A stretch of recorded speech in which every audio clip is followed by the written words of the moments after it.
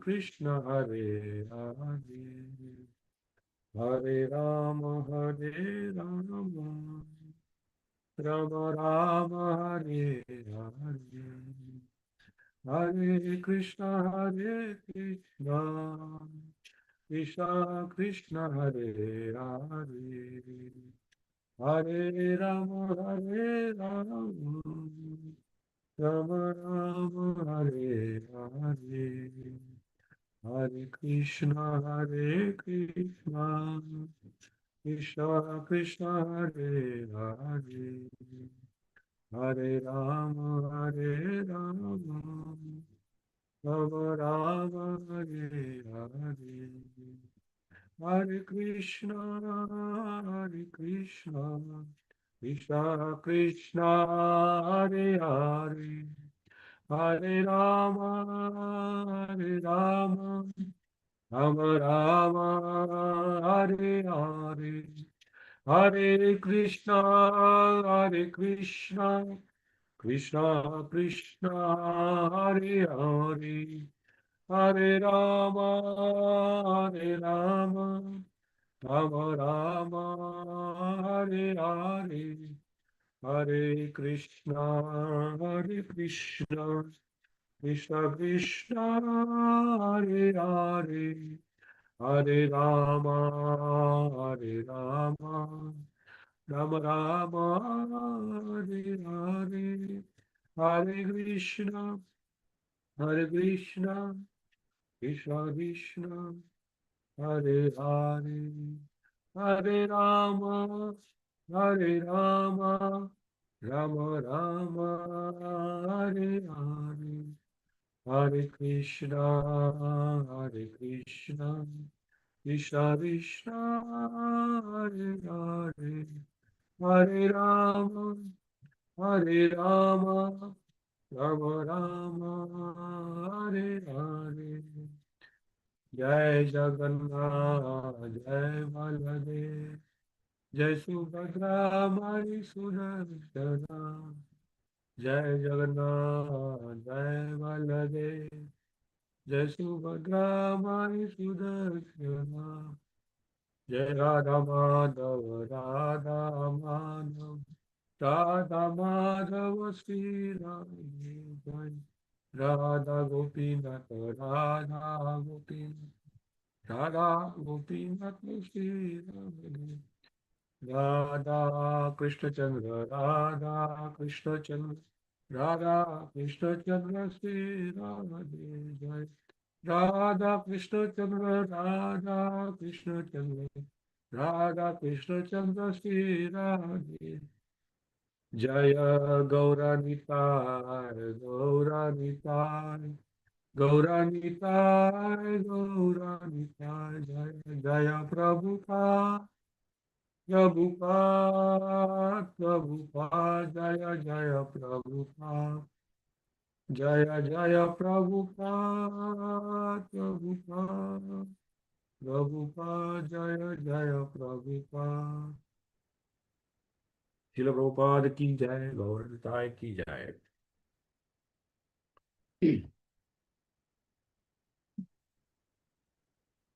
Hare Krishna.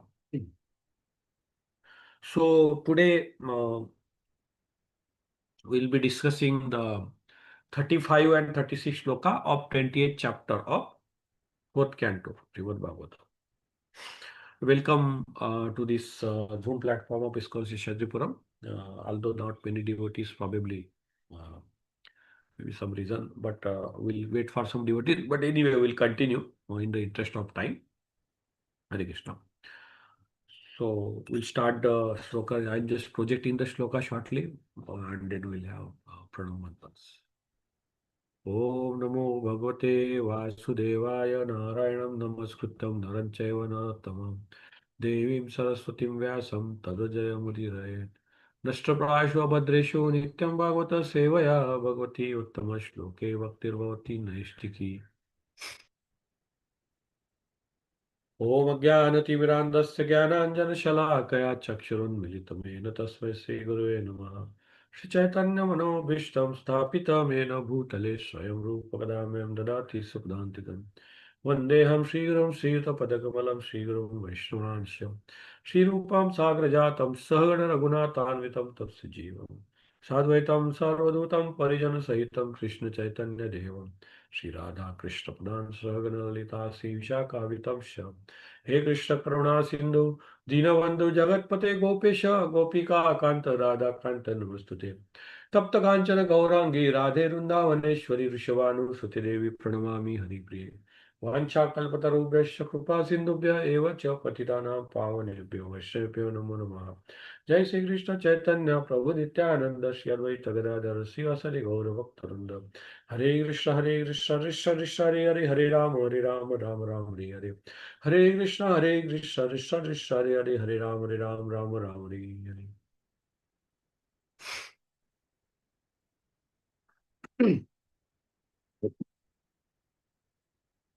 Srila Prabhupada ki jai. So we'll recite the shloka. 35 and 36 shlokas are together. We'll recite those. Hare Krishna. Devarshi Pruttugandharvaha Siddha Charana Pannagaha Kinnarapsaro Martaya Khaga Bhutani Aneksharyaha Yadneshwara Dhiya Rajna Vagavitanjali Bhakti Tiha Sabhijita Vayur Sarve Vaikuntanugatastatah. Word to word translation by Srila Prabhupada. Deva, the demigods, Rishi, the great sages, Pitru, inhabitants of Pitru Loka, Gandharva, inhabitants of Gandharva Loka, Siddha, inhabitants of Siddha Loka, Charana, inhabitants of Charana Loka, Pannagaha, inhabitants of planets where serpents live, Kinnara, inhabitants of Kinnara planets, Apsaraha, inhabitants of Apsara Loka, Martyaha, inhabitants of earthly planets, Khaga, birds, Bhutani, other living entities, Anekashaha, Anekshaha, many. Yajna Ishwaradhiya, with a perfect intelligence of thinking as a part and parcel of Supreme Lord. Rajna, by the king. Vak, with sweet words. Vitta, wealth. Anjali, with the folded hands. Bhaktitaha, in the spirit of devotion service. Sabhajitaha, being properly worshipped. Yuyuho, went. Sarve, all. Vaikunta, of the Supreme Personality of Godhead. Vaishnu. Anugataha, follows. Tatahan, from that place. King Prithu worshipped the demigods, the great sages, inhabitants of Pitruloka, the inhabitants of Gandharvaloka, and those of Siddhaloka, Charanaloka, Pannagaloka, Kinnaraloka, Apsaraloka, the earthly planets and the planets of the birds. He also worshipped many other living entities who presented themselves in sacrificial arena. With folded hands, he worshipped all those as well as Supreme Personality of Godhead and the personal associate of Lord by offering sweet words and as much wealth as possible. After this function, they all went back to their respective abodes, following the footsteps of Lord Vishnu. Purport by Srila Prabhupada. In modern so-called scientific society, the idea is very prevalent that there is no life on other planets, but that only on this earth do living entities with existing and scientific knowledge exist. The Vedic literatures, however, do not accept this foolish theory. The followers of Vedic wisdoms are fully aware of various planets inhabited by varieties of living entities such as demigods, sages, pitas, gandharvas, pannagas, kinnaras, charanas, siddhas, and apsaras. The Vedas give information that all planets, not only within the material sky but also in spiritual sky, there are varieties of living entities. Although all these living entities are of one spiritual nature, in quality the same as the Supreme Personality of God. They have varieties of bodies due to embodiment of spirit soul by 8 material elements, namely earth, water, fire, air, sky, mind, intelligence, and falsity. In the spiritual world, however, there is no such a distinction between body and the embodied. In the material world, distinctive features are manifested in different types of bodies in various planets. We have full information from Vedic literature that in each and every planet, both the material and spiritual, there are living entities of varied intelligence. The Earth is one of the planets of the Bhurloka planetary system. There are 6 planetary systems above Bhurloka and 7 planetary systems below it. Therefore, the entire universe is known as Chaturdasha Bhuvana, indicating that it has 14 different planetary systems. Beyond the planetary systems in the material sky, there is another sky which is known as Parama Vyoma, or the spiritual sky, where there are spiritual planets. The inhabitants of those planets engage in varieties of living service unto the Supreme Personality of Godhead, which includes different rasas or relationships known as Paramar love is prevalent in Krishna Loka. Parkiya rasa, known as Dasya rasa, Sakya rasa, Vatsya rasa, Madhurya rasa, and above all, Parkiya rasa, the Paramar love is prevalent in Krishna Loka, where Lord Krishna lives. This planet is also called Goloka Vrindavan, and although the Lord Krishna lives there perpetually, he also expands himself in millions and trillions of the form. In one of such forms, he appears on this material planet in a particular place known as Vrindavanadham, where he displays his original pastimes of Golaka Vrindavanadham in the spiritual world in order to attract the conditioned soul back to home, back to Godhead.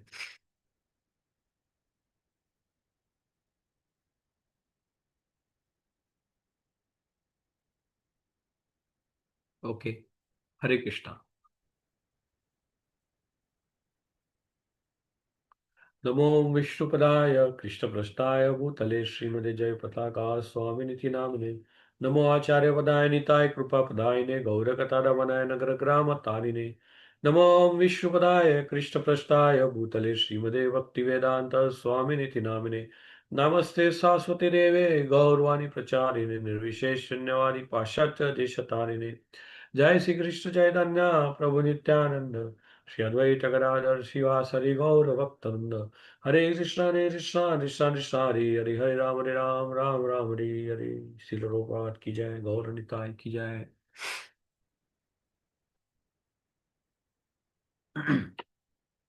So 35, 36 shloka देवर्षि पितृगंधर्व सिद्ध चरण पन्नगा किन्नराप्सरो मर्तय कागभूतानि अनेक्षः यज्ञेश्वर धीय राजना वागवितांजलि भक्तितः सभा सभाजिता युयु सर्वे वैकुंठानुगतास्ततः। King Prithu worshipped the demigod, the great sages, the inhabitants of Pitraloka, the inhabitants of Gandharloka, those of Siddhaloka, Charanaloka, Pannagaloka, Kinnaraloka, Apsaraloka, the earthly planets and planets of the birds. He also worshipped many other living entities who presented themselves in the sacrificial arena. With folded hands, he worshipped all those as well as the Supreme Personality of Godhead and the personal associates of the Lord by offering sweet words and as much as well possible. After this function, they all went back to their respective abodes abodes with following the footsteps of Lord Vishnu. Hare Krishna. Hare Krishna. So, we are discussing the story of Prithu Maharaj. Very beautiful story. Prithu Maharaj was Shaktavesh incarnation, but he was playing the pastimes. Lord Krishna was playing the pastimes in the form of Prithu Maharaj as a very pious, as a very devotee king, and very efficient and very capable king. And the task he was trying to re-establish was basically he was trying to re-establish uh, the dominancy of the religion, dominancy of the Vedic culture, Sanatan, because his father destroyed the whole Vedic culture. His father name was King Veda. He destroyed the Vedic culture. He was demoniac. He did not accepted Vedic authorities. And he was sort of, very haphazard and very demoniac king. The whole earth planet was disturbed with respect to, because when there is a decline of Vedic principle, Vedic religion, there has to be chaos. There has to be chaos. We can see this has happened throughout the history of all planets. That's what Bhagavatam says. Bhagavad Gita says. So to re-establish this religion, Lord Krishna keeps coming in a various forms. Either he will uh, he will empower some of the living entities and try to re-establish the dominancy of religion, supremacy of religion. Sometimes he himself will be there, like Lord Krishna came, Narasimha came, Parshurama came, Lord Rama came. He himself was there in the sense of his avatars. These are all Lila avatars.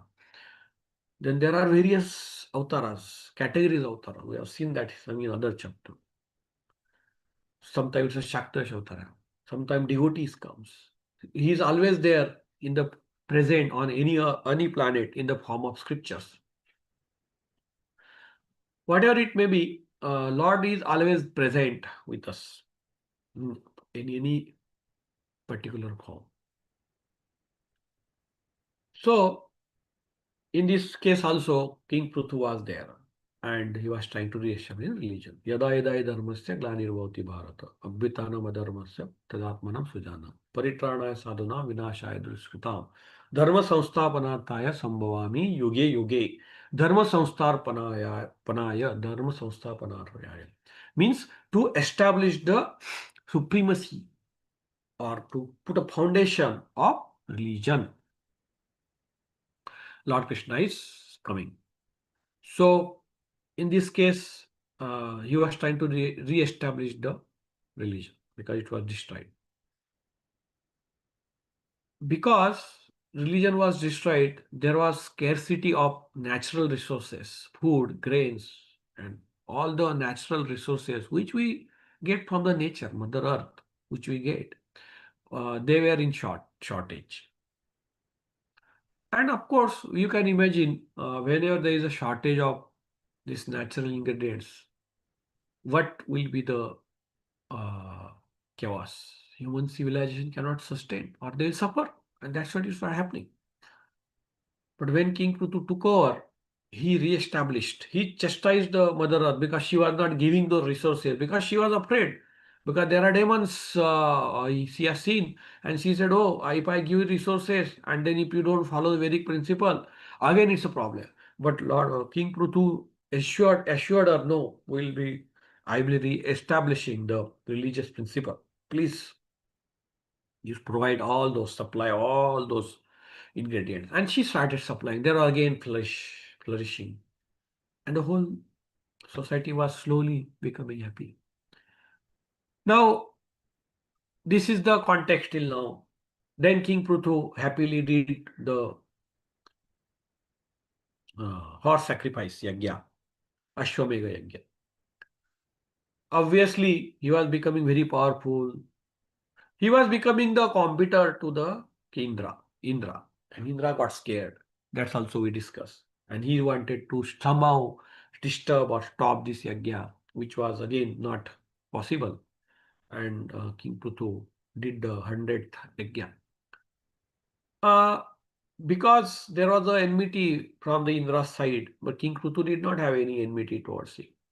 And so there is a conversation on this context that Lord Brahma advised, as well as Lord Vishnu. Lord Krishna also advises him that you don't have enmity towards such a person like Indra, who is chief of demigod. He is also a pious person.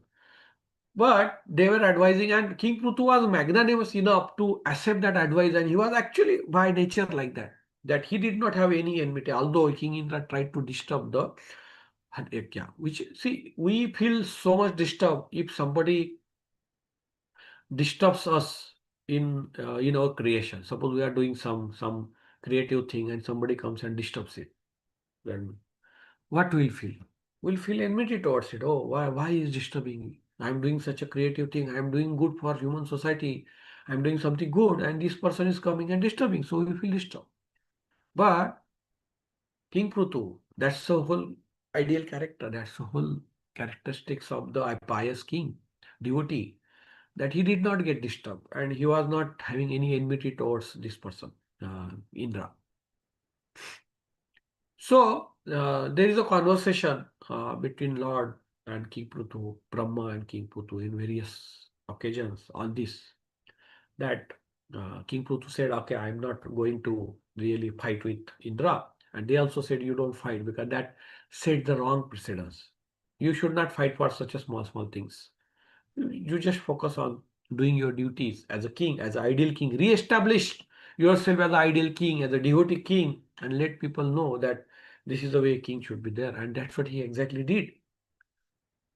And then Yajna was finished, and then people are leaving. And so this particular shloka discusses who are the attendants, who are the audience, who are the attendants of this yajna. You can, so this, say, there are Gandharvas, Kinnaras, Apsaras, many people. And who are those? So, and of course, the conversation is happening between Lord Krishna and Prithu Maharaj, and Prithu Maharaj is offering many prayers, many prayers, beautiful prayers to Lord Krishna, because he is thanking him you for coming. He is thanking him, not advising him against any type of fighting, cheap fighting with Indra. Indra also was there. He also felt ashamed of his own deed.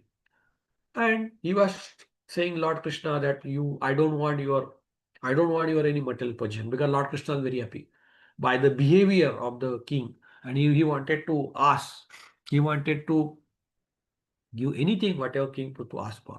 King Prutu said, I don't want anything material. I don't want any benediction, material benediction from you. I just want your devotional service. I just want to serve you. See the quality of the devotee, how devotees are there. They don't want any material benediction. They don't have any material favor from Lord. Because they know, first of all, they are not interested in any sense enjoyment for themselves. So where is the question of asking something? And even though whatever is needed as a basic level for the body and satisfy whatever desire, Lord is going to provide. So they don't have to ask anything really to the Lord in terms of material benediction. That's a lesson for us also. So whenever we go to temple, whenever we do some bhakti, whenever we visit some temple, we should not ask any material favors. Although there is a tendency, and we keep asking that. Of course, it is not wrong to ask any material benediction to the Lord. There is nothing wrong there. We can ask, instead of asking to demigods or asking to some so-called powerful people in material world. Why not ask the Supreme Person who ultimately gives us everything, even though we ask or we did not ask? So even though we have to ask to the Lord Krishna. But ideally speaking, we should not ask anything to the Lord. We should only ask that you give me your devotional service, give me your service, give me your devotion. Why? Because that is the ultimate good for all of us. Material benediction, if you ask, ultimately it's going to finish. And again we are going to ask. Again we are going to finish. Again it's going to finish. Again we are going to ask. And we may get attached to this material possession, and we may get attached to sense enjoyment, and we may drift away. We may go away from the Lord, which is a very dangerous situation. So asking the material possession is not as dangerous as actually going away from the Lord. So instead of that, asking material possession, living with Lord, remaining attached to Lord is much more better. Although it is not the best, but it's more better. Best thing is to don't ask anything, just do the serve the Lord without any material hankering, material desires. So anyway, Prithu Maharaj was in that category who was highest devotee, highest level devotee, and obviously he did not ask any material benediction. So he was asking, I just want your loving service. I just want to see you. I just want to worship you. I just want to serve you like Mata Lakshmi serves you. Lakshmi Devi serves you, like other people serve you, devotees serve you. I just want to do that same way. I don't want to. And whatever these possessions you have given to me, king, kingdom, paraphernalia, I will do it. That is for good of the people. So it's not that he's rejecting all the kingdom, rejecting all the wealth and going to forest. No, he is actually doing everything for Lord's satisfaction. And that is a real loving service. That's real service. So we should we should employ whatever material resources we have got, material resources, capability we have, we should employ in the service of Lord. That is the best uh, consciousness, that is the best consciousness, that is the best mood devotee should have.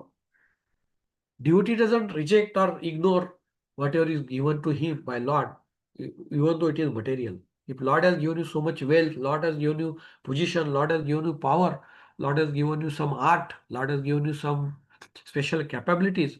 They don't reject that. They utilize that in service of Lord. Means what? They used all those capabilities to glorify Lord, to attract the other people towards Lord, to give fruits of this, results of this, whatever they get by exhibiting those capability, whatever they get materially, they offer to Lord and use this for Lord's purpose, to propagate the Lord's message. So this is what exactly we should. So Kritu Maharaj was doing same thing, and he was very much happy in doing that, and he wanted to do it perpetually. He did not wanted to have material possessions. So that's a story. Now, just in the context of this shloka, is very interesting shloka in the sense the inhabitants of this no, the attendants or the audience of this yajna was who?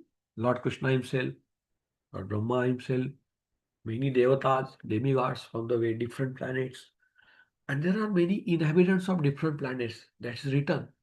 What is that? I'll just list it again. Pitruloka. Pitruloka means where the Pitras, the very pious Pitras, it's very high level people, very pious people, Pitruloka. Gandharvaloka. Gandharvas are basically, they have very shining body and very powerful people and generally good in art and singing. So that's why in many Indian languages, in Marathi for sure, but Hindi also and many other languages, the people who sing nicely, they call it, yo, he's from Gandharvaloka. I mean, that's a norm. But anyway, they are all basically what is mentioned here, all the Siddhaloka. Siddhaloka means the people who carry the Siddhi. We have got Siddhi. Siddhi means special capabilities, means they can become smaller than the smallest. They can become and they can go anywhere. They can remain invisible, not to be seen, and they can go anywhere. They become too big, too powerful. They can lift anything, or they are very like that. They are very and different magics and all that. Siddhaloka. They can exhibit any sorts of. Basically, they can only manipulate the material nature, but it's not that Siddhaloka means you get Siddhi means you get a devotion service of Lord. No, that needs separate. That's a separate thing. But they get special abilities, and how they get? By doing a lot of tapasya, and then they get it. This is all Siddhaloka. Charanaloka, Pandagaloka. Pandaga means serpents. Serpent means we should not think like our ordinary snakes who are just animals. No, they were like a very advanced living entities. They are snake-like bodies and they are very advanced. Kinnara lokas. I think they are all very beautiful people. Apsara loka, beautiful. Of course, there were people from earthly planets also. Earthly planets means our own planet. This Earth is one of the planet in the earthly planet. There may be billions and trillions of planets and stars in the earthly planets and a planet of birds, animals. So there are many inhabitants attending this Raj, attending this Ashwamedh Yajna. So it means what? Prabhupada explains in the purport. Prabhupada brings this point that modern science or modern civilization, modern science think, oh, there is no inhabitant, there is no life on the other planet. They're thinking like that. They are saying, but of course, they are not exactly saying that if you really see. But Prabhupada mentions that because they are saying, and in one sense, because what modern scientists are saying, we have not seen them, so we don't believe into that. That's what they say. But on backup mind, they know that there may be life. So that's why there are so many movies on aliens. Aliens are there. We always have this fascination towards aliens. Yeah, there may be aliens. And scientists are going, NASA is going, ISRO is going, and everybody is going to another planet. They are not going to other planet just to go there and bring some rocks and bring some, some funny things or put some satellites there and see what happens there. No, the real purpose probably, I mean, we can understand as a scientist that, yeah, there may be purpose. Oh, we go there. There's a curiosity. Jigyasa is there. Human mind is always like that. Oh, what is happening to other? Let's see. So that is all fine. But real purpose might be, and it is, might be, it is, to see whether there is a life, terrestrial life on the other planets. And NASA and many other reports are there. Of course, there are some fantasy stories also, but there are some genuine reports from NASA and many other. Yeah, because there may be aliens, there may be symptoms. So they have not yet proved that there is aliens. But then thing is, there's always a discussion that there may be aliens. Now, this is all modern science. Now, problem with modern science is we depend only on our senses. Whatever we can see by our own eye, that only will prevail. The thing is, but Vedic science, Vedic Vedic science, Vedic science doesn't. It goes much more beyond this modern science. Vedic science says. Vedic science has already, Vedas have already said there are inhabitants on other planets. This is their description. These are the number of planets. This is the distance between two planets. It's already given in Bhagavatam. Gandharvas, Apsaras. So there are different category, different level of people. And why not? Forget about science, modern science and all that. We can apply your logic, common sense. If there are so many billions and trillions of planets around us, why is it logical to think that only on Earth there is a planet? Is it logical? Anybody will think like that? It's nonsense. Foolish. Prabhupada used the word foolish. Why? Because it is really foolish. So God has created this material world, this world. There may be why somebody will create trillions of planet and trillion minus one, there will not be any life, and only on one planet there will be life. It's nonsense to think like that. Anyway, it's not our topic. We believe into Vedas than modern science, better than modern science. Modern science, why? It's not that we don't believe to modern science. Modern science, but we are very clear that Prabhupada has made it clear that modern science got its own limitation because it's a material science. But when you talk about the whole life, it's not only material, it's spiritual also, it's a spirit also, soul. We'll talk about science of soul. So Vedas talk about science of soul, material, and all that. Planets are made from material, but the people who live, they are soul. So we go by Vedic science, and Vedas science says that there are. So in fact, Vedas describe the material. So there are two planetary systems. There are two major domains. One is the material life, material planets, material universe, and the spiritual universe. Vedas says that material universe is 1/4, while 3/4 is spiritual. Universe means it has got so many planets, and there are inhabitants, there are residents there. And different planets got different climate, different atmosphere. So material universe is made up of 5 elements: Prithvi, Jala, Vayu, Agni, Akash. Air, water, earth, fire, ether. And of course, there are 3 subtle elements: mind, intelligence, ego. So our body, our the whole material universe, whatever we see outside, is made up of these 8 elements. Our body definitely 5 elements: mind, intelligence, ego, and there are external. If you can see the gross, they are all 5 elements. They are made up of earth. Earth means chemical. Earth, water, air, and different planets have got different composition of these 5 elements. And this is they do look different. Earth is very cold, cool. Moon is very cold. But probably the Mangal uh, or the different planets are very hot. Saturn is quite different. And there are various planets and the very different climates. We have measured somewhere temperature is 1 lakh degree and the sun. Somewhere temperature is minus some hundreds or thousands. Earth is room temperature. So-called room temperature, what Earth people say. But room temperature may be different for moon, which is almost some minus 200 or something like that. And on the sun, Earth room temperature is 1 lakh degree or plus. Now these are all relative terminology. It's a relative world.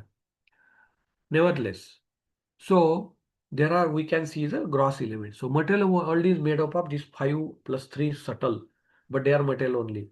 And the spiritual world is not made up of them. The spiritual world is made of only soul. Even though there are bodies there.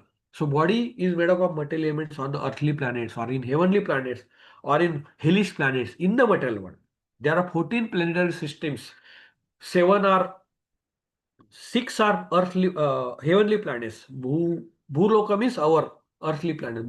Then Bhuvarlok, and then Maharlok. Then there are various Brahmalok, and there are many lokas and Gandharva lok, Kinnaras, Apsaras. There are all the Apsara loka. There are many. I don't remember it now exactly, but these are all there, and their life of standard of life is very high. What is the standard of life? Material standard of life. The facility is there, body is there. There is no, literally, there is no suffering in the heavenly planets. They don't get old. They don't get old. They don't get disease.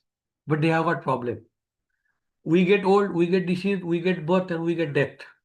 Janma Mrityu Jara Vyadhi. But in heavenly planet, they don't get old and they don't get disease. But there are two things. They take birth and they die. And that is a big suffering for them. Because after enjoying so perfectly for crores of years or lakhs of years, suddenly you have to die. Then that's very painful. So anyway, Janma Mrityu Jara Vyadhi is everywhere. That's why material world is not the happy place. Because there is Janma Mrityu Jara Vyadhi. There may be happiness in other things. But ultimately, it's all disturbed. Happiness is always disturbed by Janma Mrityu Jara Vyadhi. And that's the problem. So that's why material world is called Martyalok. Martyalok means you are going to die. Die means you change the body. So you have to leave all those whatever you are enjoying suddenly on one day and then be painful and have in pain. That's the pain. So Martyaloka. But spiritual world is Amartyaloka. There is no death, there is no disease, there is no birth, only happiness. That is spiritual world.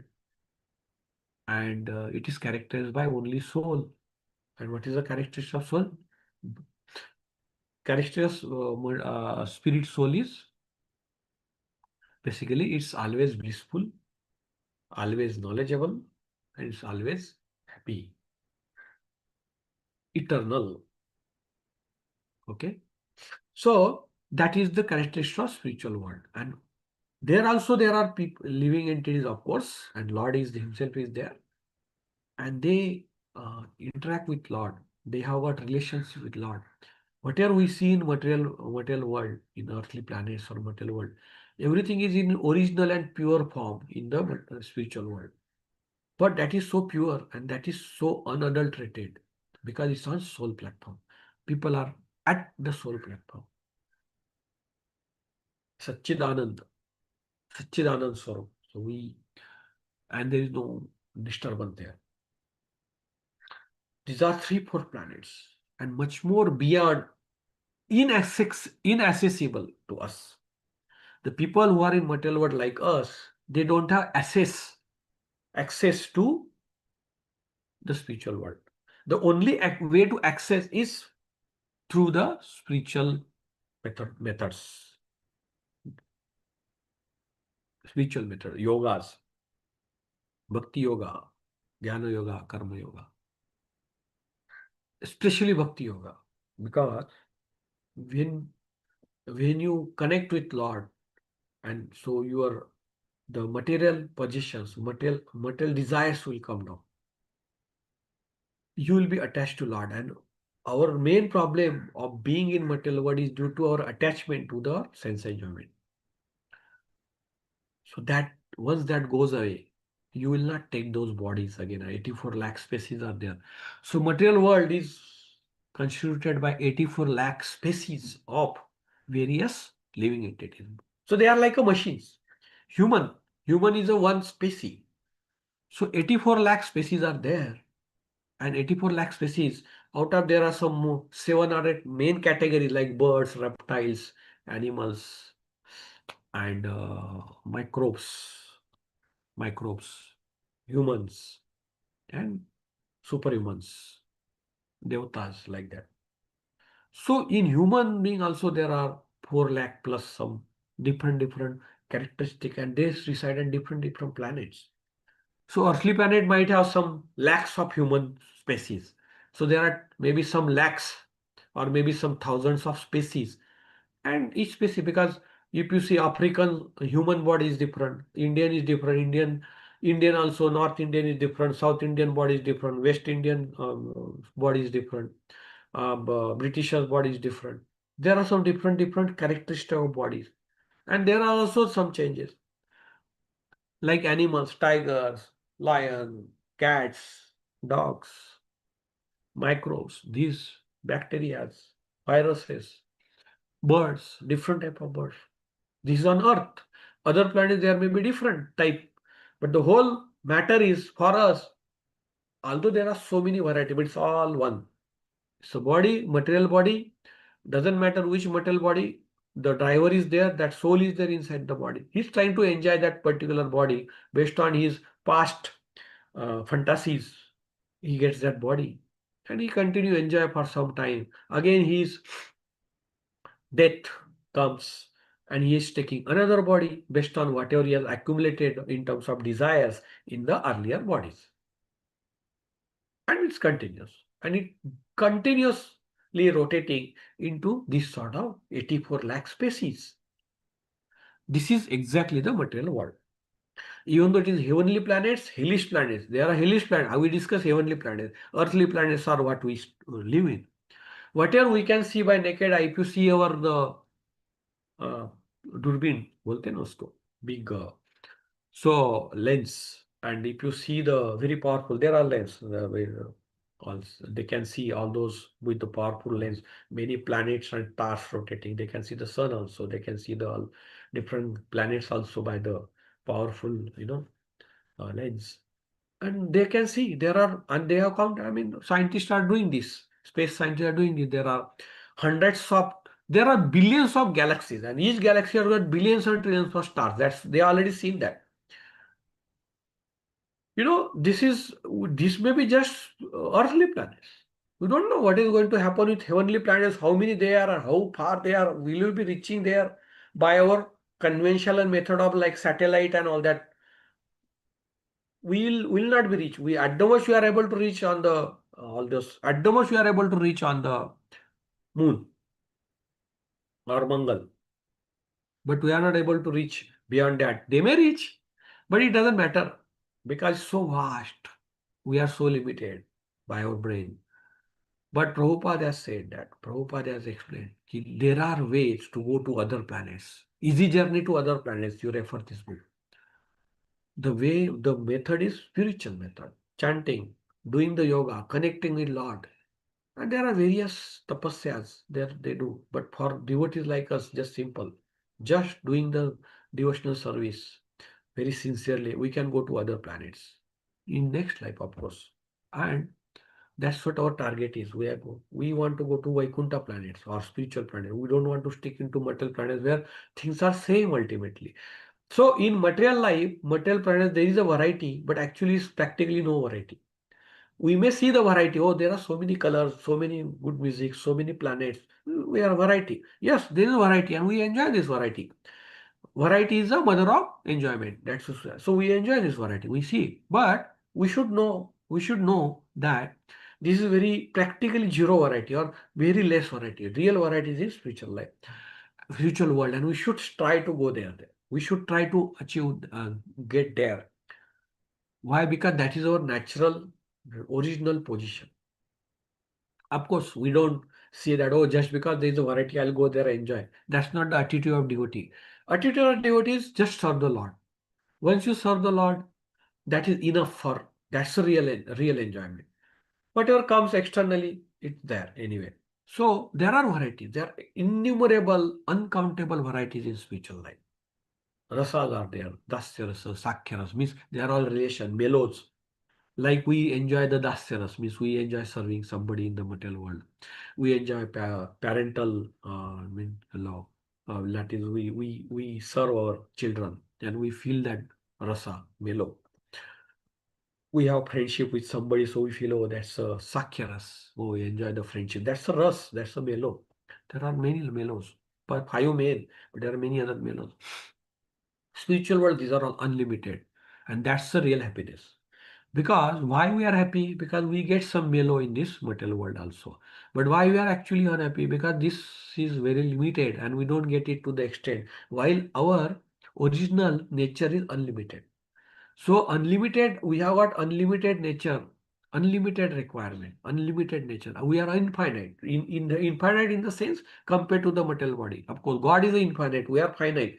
But even compared to our current situation, we are that way infinite. We want we are eternal. Satchid Anand. Satchid Anand.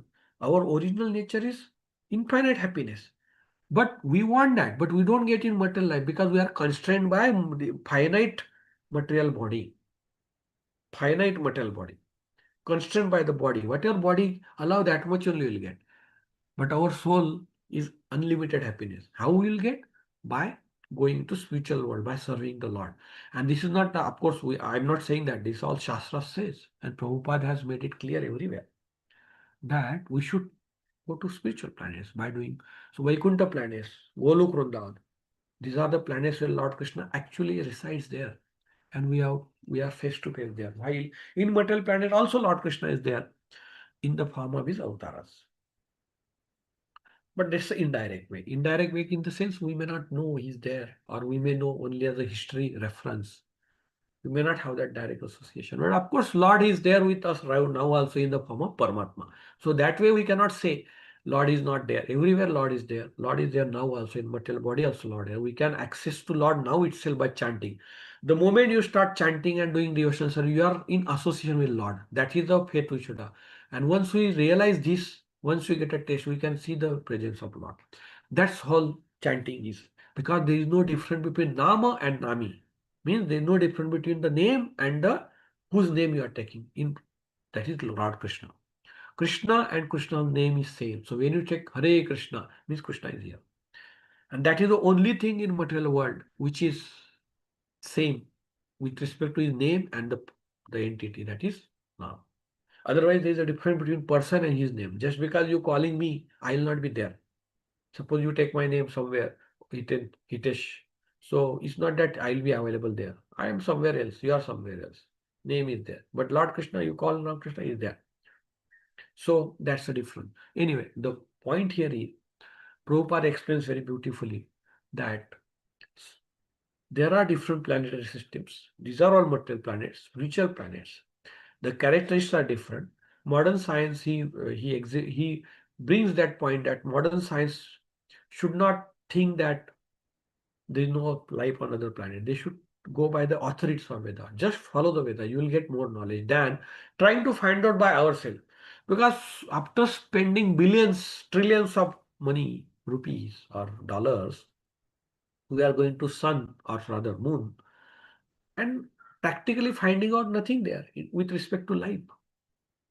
Prabhupada has criticized this, or he was saying that why you are trying to waste money like this. Instead of that, why don't you follow the Vedic methodology where knowledge is already given? Yes, there are people in moon planets, this planet, that planet. These are there.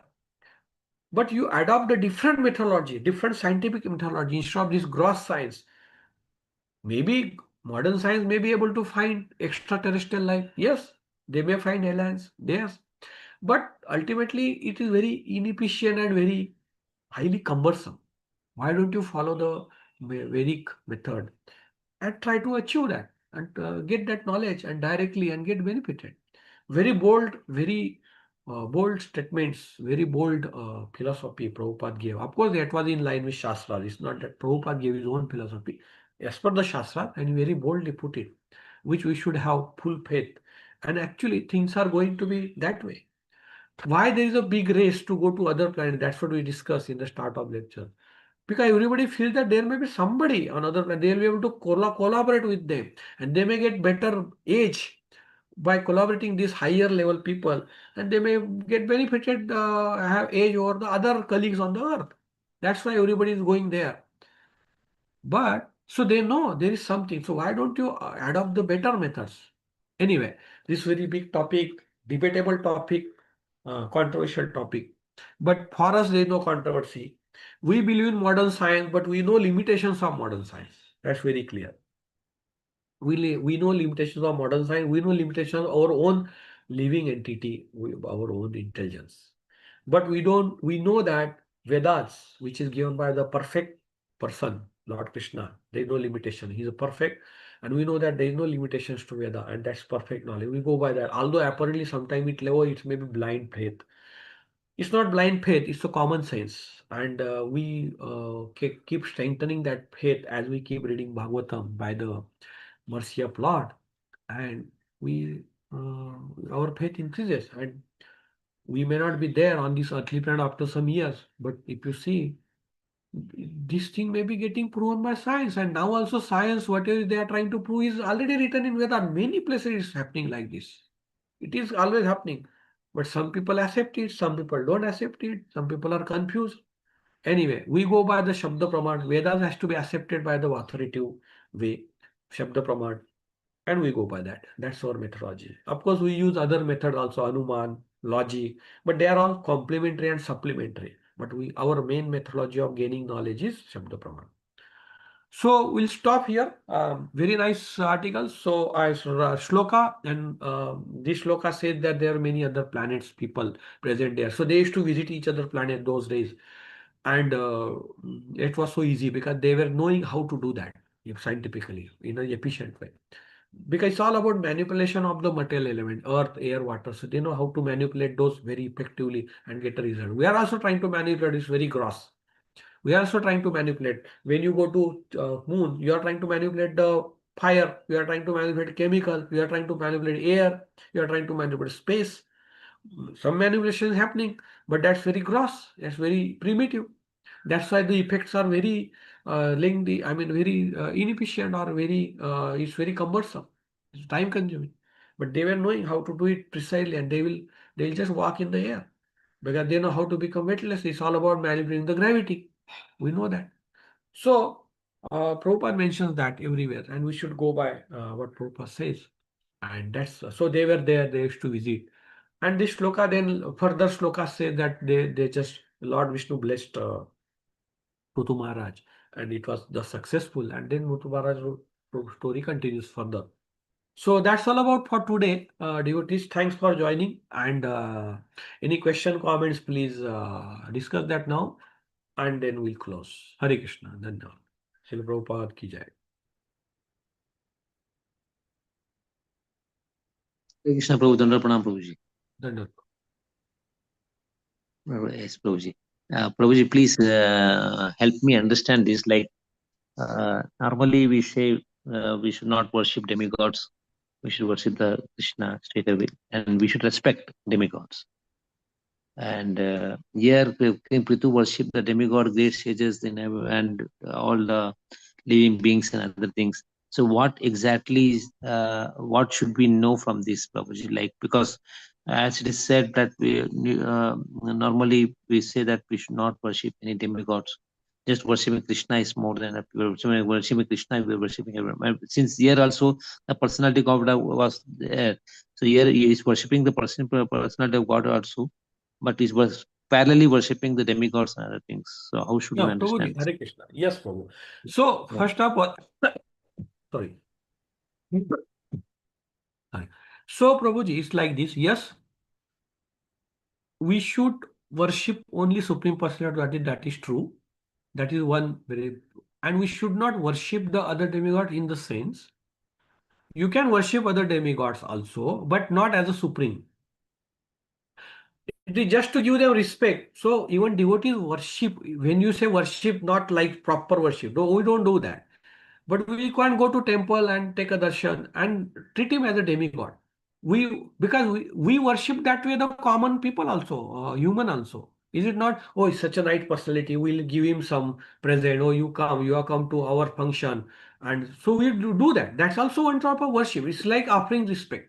So devotees offer respect to all demigods, and they may go to temple sometimes, although need not, but they can go and say, "Oh, you are a demigod," and ultimately they may have some small puja there. And but ultimately, what is in his mind? In his mind is, "You are a demigod, and please give me the benediction of Lord Krishna's bhakti." That is the devotee asks. So that is a way of worshipping demigod. Okay, when devotee. So devotee need not go and worship demigod for sure. But even though it doesn't, but that doesn't mean he should not respect the demigod. We should always respect because they are like a that very highly powerful people. So we don't disrespect demigod. We respect demigod. We worship them in the sense that they are demigod. Is as a group personality, respectable personality we may worship. Worship is a very general term, Prabhuji. Worship means giving respect. So we may use that flowers and all that. That is only the formality. But we worship. So we give respect to demigod. It's not that we discourage. We don't. We say no, no, no. The people who worship demigod, they are demons. No, not like that. It's fine. But we don't worship demigods as a supreme. We say demigods are like a living entities, maybe powerful, much more highly powerful than us. That's all. But when it comes to supreme worship, so we in a real sense worship as a supreme to the Lord Krishna. And we need not worship others, may worship, that's all individual choice. So this is one point, Prabhuji. And why we should not worship? Because they are like living entities. They may fall down. Demigods may fall down. So they are not worth of worshipping as a supreme because they are not supreme. And it is disrespect to worship demigod and not worship Lord Krishna. So supreme is supreme. So if you call Prime Minister of India as a some normal minister, what is it's a insult, right? Correct. Suppose there is Yes. a Prime Minister of India sitting and there is one normal some municipality person minister sitting there. And if you say municipality person, oh, you are the final minister, what law Prime Minister will think? So we should always worship Lord Krishna as a supreme. Demigods you can worship as a respect, just to give respect. You need not worship, you may worship, but always we give respect because they are powerful entities. That's a simple thing. Prithu Maharaj called the demigod, that he was invited them. You are not worshipping them. You are invited them. And worshipping in the sense you are giving respect, you are offering prayers. So that's fine, Prabhu. Giving prayer, offering prayer, giving respect, saying good word is one type of worship which we can do to demigod, definitely. But the real worship, which is like a Navavida Bhakti, we say, like Archanam, Dasyam, all those Sravanam, Kirtanam, Vishnu Swaranam, Pada Sevanam. Real supreme worship is only with Krishna. So you can worship anybody with a different mood. Demigod as a respect because they are powerful, you can worship them or give respect in whatever form it is. Supreme, you give respect, you worship actually, you give everything. That is as per the Veda. So there is a difference between Prabhuji. So Prithu Maharaj was not worshipping in that sense to demigod. He has invited them, he has given the respect in worshipping also to some extent, but not as a supreme. Supreme was so Lord Krishna. And he's saying that, Lord, you are supreme, you are this, you are this. Lord Krishna is clearly making it. You are the supreme. So he is very clear that Lord Krishna is the supreme. But you are respecting others. That's how it's Prabhuji. Yeah, Prabhuji. Yeah, thanks, Prabhuji. I got it, Prabhuji. Thanks a lot, Prabhuji. Prabhuji, one more question. Like when we say that in the spiritual world, all the bodies are like are made of Satchitananda. Like the bodies are made of Satchitananda. How to understand this, Prabhuji? So Prabhu, understand in the sense it will be more of a theoretical understanding as of now today. But yeah, we can understand it logic. Such means eternal, Prabhu. So spiritual world people don't die. Means they don't have body like which will perish. Means they don't die. Their spiritual is because we are immortal. Atma, soul is immortal. So they are Atma. We are also immortal. Now also we are Satchidanand. Now also we are Satchidanand. But it is covered by ignorance, covered by body. So we feel we are not like that. We feel we are going to die because we are thinking we are body. Body is going to die, destroy. So Satchidanand means it is our original nature. Sat means eternal. Chit means full of knowledge. Knowledge is there in us also. It's only a question of getting that knowledge and it's there. Anand means we want to become happy.